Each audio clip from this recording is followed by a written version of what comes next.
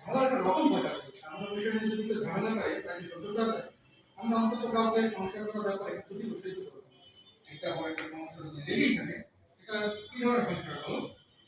কেন কি হয়েছে? আপু একটু কাটি, আপু রিয়াকশনটা বেশি আউট হয়ে গেছে। আচ্ছা ঠিক আছে, হ্যাঁ, এই থাকেন। ওকে ওকে।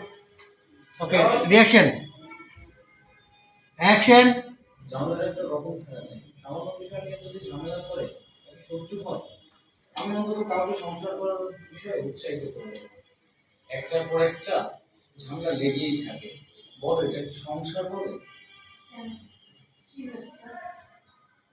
না আসলে দু একটা সংসার সংসার ছাড়া পৃথিবীর সব সংসারই হচ্ছে স্বর্গ, বুঝলে?